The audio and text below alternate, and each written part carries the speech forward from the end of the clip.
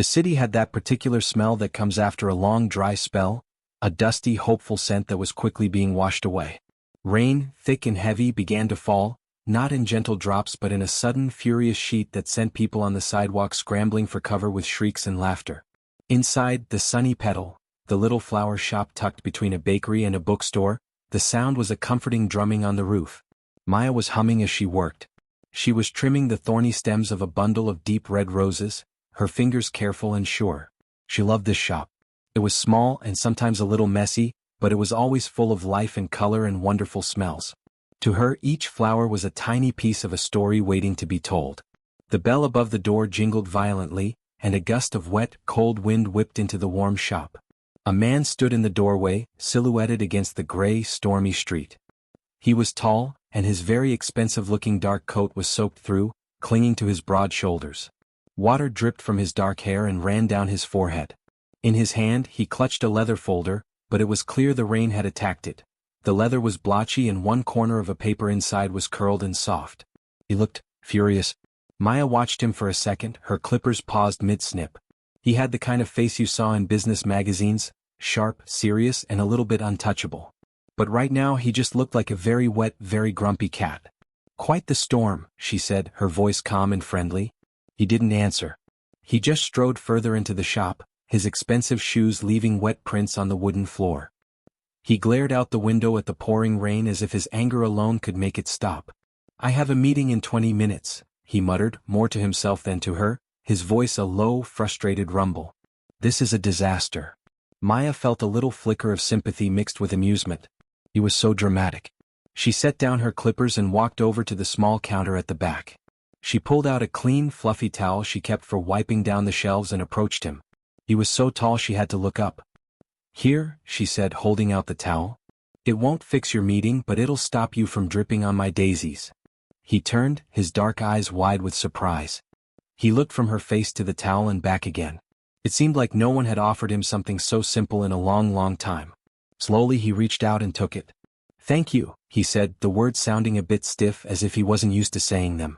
He ran the towel over his hair and face, and the gesture made him seem younger, less like a powerful statue and more like a real person. His gaze then swept around the shop, taking in the buckets of colorful blooms, the bunches of green herbs, the pots of tiny succulents. He seemed out of place, this giant in a world of delicate things. His eyes finally landed on a bucket bursting with the brightest, cheeriest sunflowers Maya had ever gotten in. They were like drops of captured sunshine. He pointed with the towel. "Those. How many are there?" Maya blinked. "The sunflowers? Let's see, probably 2 dozen. "I'll take them all," he said, his tone leaving no room for argument. It was an order, not a request. "All of them?" she asked, surprised. "That's a lot of sunshine for one person." For the first time, the stern line of his mouth softened just a little. "They remind me of something." His eyes flicked to her face, to her warm, kind eyes, and for a single second, they weren't the eyes of a frustrated businessman, but of a man seeing something beautiful. "They remind me of your smile," he finished quietly. Maya felt a blush creep up her neck. She busied herself with gathering the huge bunch of flowers, her heart doing a funny little skip. She wrapped them in brown paper, her fingers fumbling a little under his quiet, intense gaze. When she was done, he took the enormous bouquet in one arm. With his other hand he pulled out a small, sleek silver case from his inside pocket. He extracted a single plain white business card and held it out to her. "My name is Leo," he said. "If you ever need anything at all, call that number." Maya took the card. It was heavy, expensive cardstock. It had just a name, Leo, and a phone number. No title. No company. Just him. "I'm Maya," she said. "But why would I call?" Leo adjusted the sunflowers in his arms. The rain was already slowing to a gentle patter outside. "Because I'd like to hear your voice again," he said, his tone so straightforward and honest it stole her breath. And with that, he turned and walked out of the shop, the bell jingling softly behind him, leaving Maya alone with the smell of wet earth, flowers, and the impossible weight of a simple white card in her hand. The week that followed Leo's visit to the flower shop felt both incredibly long and impossibly short to Maya. The white business card, with its stark black lettering, sat on her small kitchen table like a visitor from another world. She would look at it while eating her breakfast, the name Leo seeming to pulse with a quiet energy. She had tucked it into her wallet, then taken it out, afraid it would get bent. Finally, she slipped it between the pages of her favorite book, a safe and secret place. Life, however, had a way of interrupting daydreams. A phone call from her mother, her voice tight with a worry she was trying to hide, changed everything. There was a problem, a debt left behind from better times that was now coming due, and the amount mentioned was so large it made Maya's stomach drop. Her own savings were a tiny drop in a very big bucket. The fear was a cold, heavy stone in her chest. It was in the middle of that sleepless night, staring at the ceiling, that her mind, circling all the impossible options, landed on the card. If you ever need anything. The words echoed in the dark. It was a crazy, reckless idea. He was a stranger. A rich, powerful stranger who had probably forgotten all about her and a handful of sunflowers. But desperation had a louder voice than pride. The next day, her hands trembling so badly she could barely press the buttons, she made the call. It rang only once before a calm, professional voice answered, not his. Office of Mr. Leo, how may I assist you? Maya, her throat dry, stammered out her name and said she was returning Mr. Leo's call.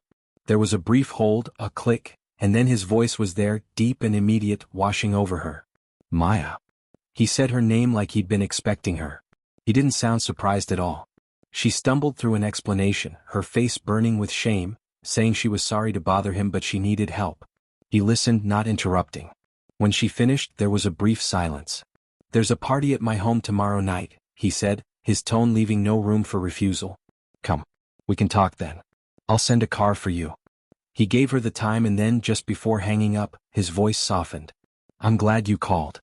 The following evening, a car so sleek and silent it seemed to absorb the streetlights pulled up to her modest apartment building. The driver, a polite woman in a sharp suit, held the door for her. The ride was a blur. They didn't go to a tall office building, but to a part of the city where the houses were nestled behind high gates and long tree-lined driveways. The car stopped not in front of a house, but a palace of glass and stone, lit up against the evening sky. Music and the soft murmur of elegant conversation spilled out from the open doors. Inside, it was a world of shimmering dresses and expensive perfumes. Maya, in her simple dark blue dress, felt like a sparrow that had flown into a cage of peacocks. She stood near a wall, clutching a glass of champagne she didn't drink, wondering if this had been a terrible mistake. And then she saw him. Leo was moving through the crowd, the center of everything. People vied for his attention, but his eyes were scanning the room. When they found her, they stopped. A slow, genuine smile spread across his face, and he began moving toward her, effortlessly cutting through the well-wishers with a quiet word. He didn't introduce her to anyone. Instead, he guided her away from the main crowd, his hand a warm, steady pressure on the small of her back, leading her through a set of glass doors and into a quieter, darker room. It was a library. The air smelled of old books and polished wood. A large fireplace dominated one wall, a fire crackling warmly within it, casting dancing shadows across the shelves. It's quieter in here, he said, his voice a low rumble in the intimate space. He led her to a large, soft sofa in front of the fire. For a long moment they just sat, the only sounds the pop of the logs and the distant hum of the party. He didn't ask about the money. Instead he asked about her. He asked about the flower shop, why she loved it. He asked about her family.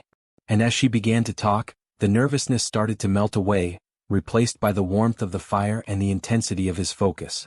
He listened, really listened, his eyes never leaving her face. Then he began to talk about himself. Not about business or deals but about his own life. He spoke of growing up with a lot of things but not a lot of warmth. He talked about the weight of expectations, the loneliness that sat with you even in a room full of people. He wasn't the powerful billionaire in this moment. He was just Leo, a man who had built a huge, beautiful life and found it was mostly empty rooms. This house, he said, gesturing around them, it's never felt like a home. Until right now. With you in it. The honesty in his words stole the air from her lungs. The space between them on the sofa seemed to shrink, charged with a feeling so potent it was almost a sound. He reached out, his fingers gently brushing a stray strand of hair from her cheek.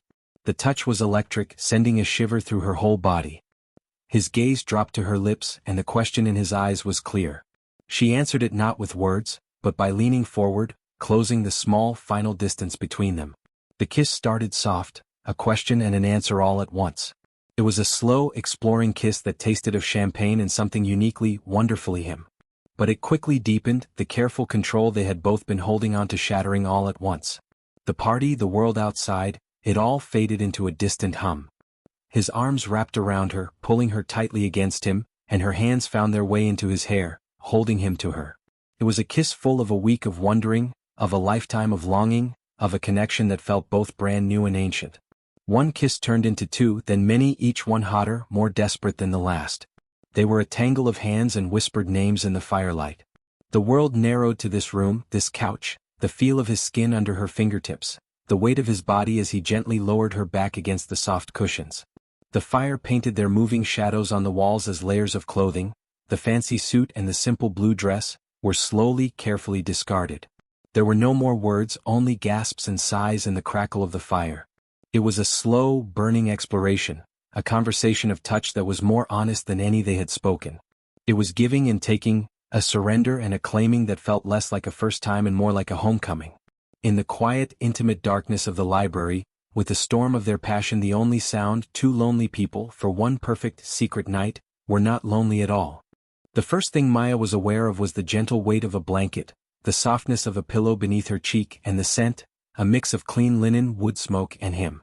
For one blissful, hazy moment, she thought she was still dreaming, floating in the warm, safe aftermath of the night before. The fire had burned down to glowing embers in the grand fireplace, painting the library in long, deep shadows.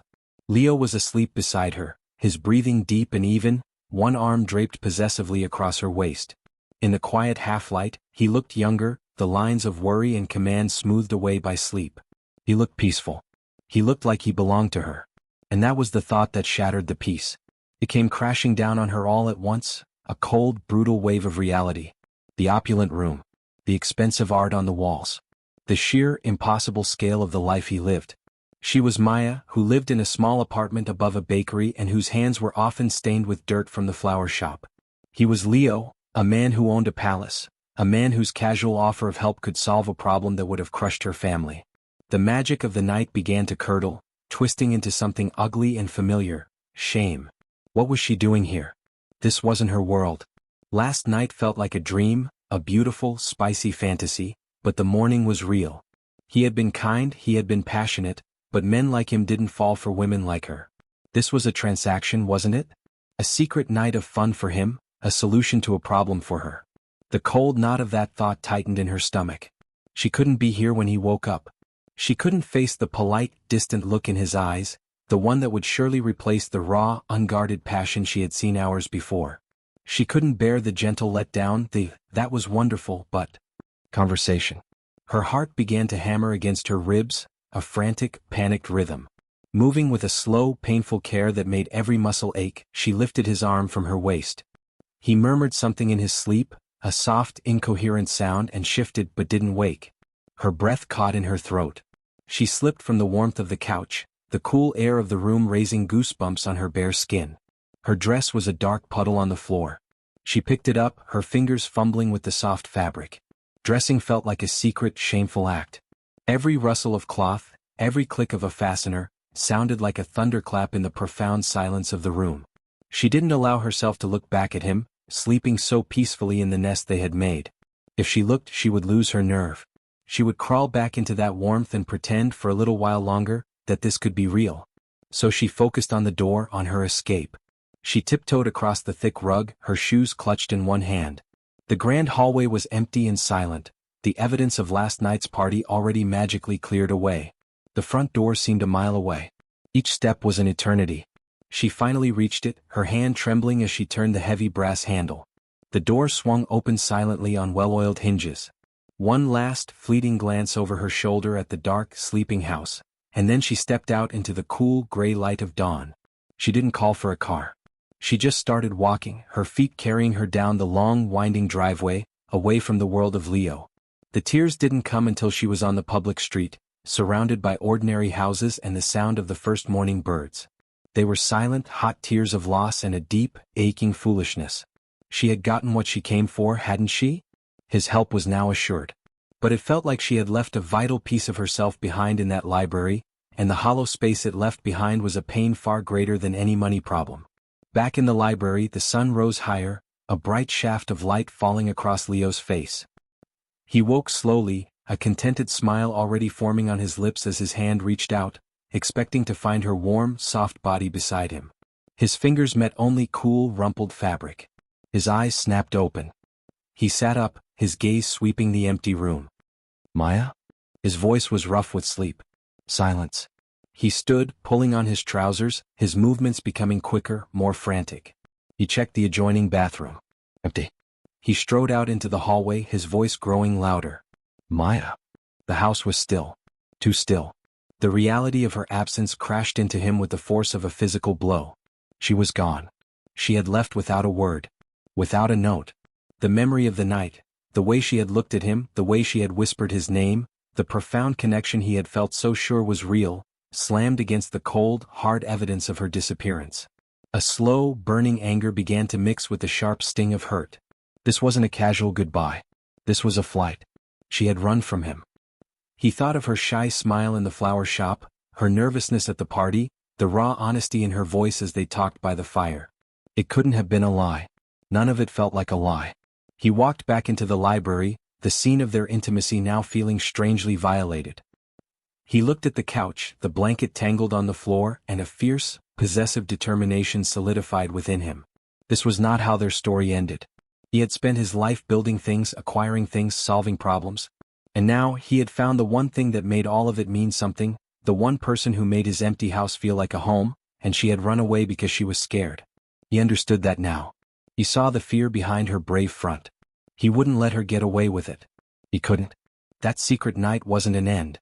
For him, it was a promise, a beginning he was not willing to let her throw away. He had to find her. He had to make her see. The bell above the door of the Sunny Petal chimed its familiar, cheerful sound, a noise that usually filled Maya with a sense of peace. Today it felt like an alarm. For 3 days she had moved through her life like a ghost. She arranged flowers, she spoke to customers, she ate her meals, but it was all just motion. Her thoughts were 1,000 miles away, trapped in a library with a dying fire. The memory of Leo's touch was a brand on her skin, a constant, aching reminder of a happiness she had chosen to throw away. She had told herself it was the right thing, the smart thing. So why did every moment feel so hollow and wrong?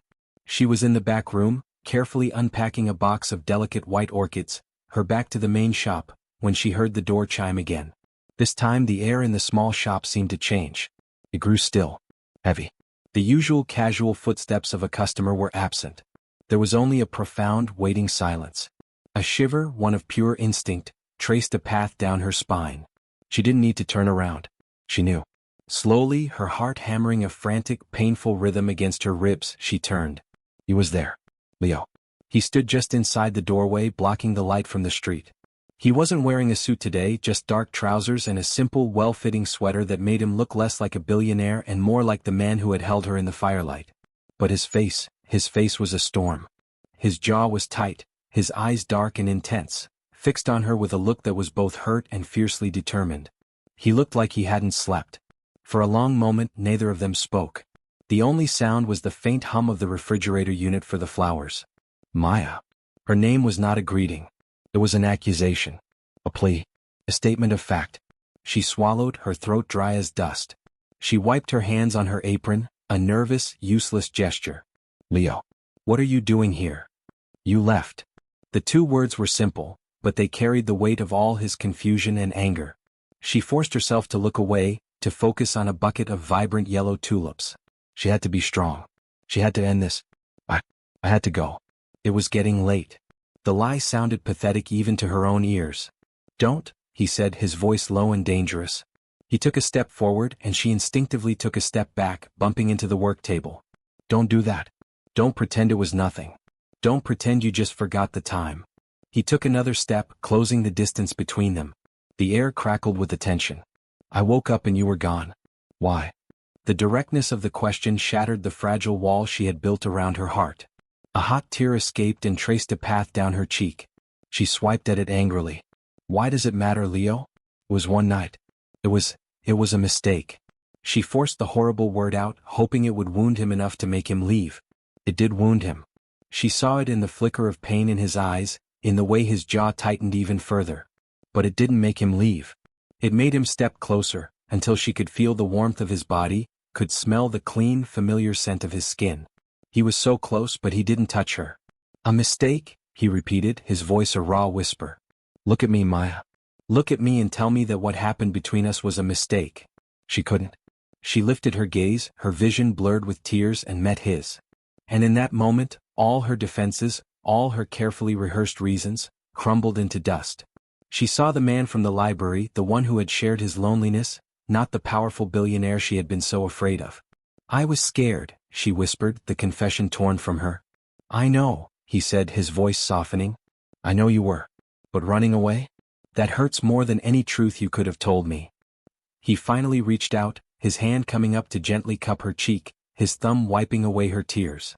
The touch was so tender it made her want to sob. That night wasn't a mistake for me, Maya.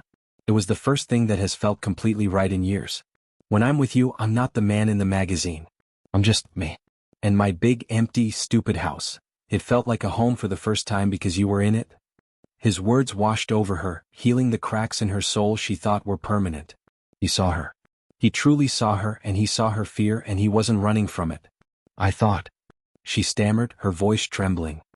I thought it was just a transaction. My problem for your secret night. Leo's expression shifted to one of profound understanding.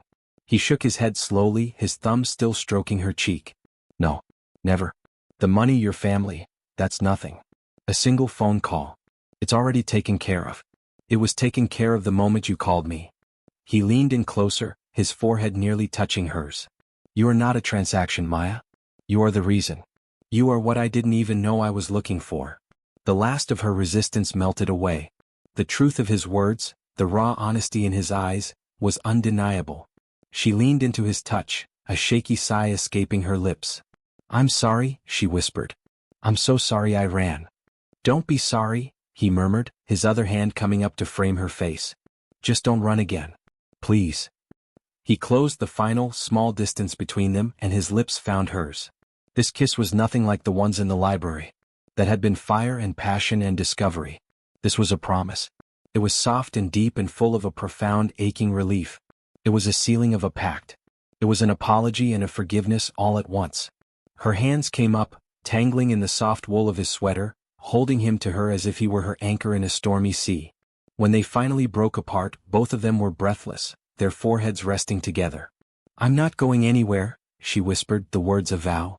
Good, he said, a real genuine smile finally gracing his face. Because I'm not letting you go. The garden was Maya's masterpiece. What had once been a vast, manicured, but strangely empty lawn behind Leo's great house was now a living, breathing tapestry of color and life. It had been her project, her passion for the past 2 years. Leo had given her the space, quite literally the entire backyard, and said, make it yours. And she had.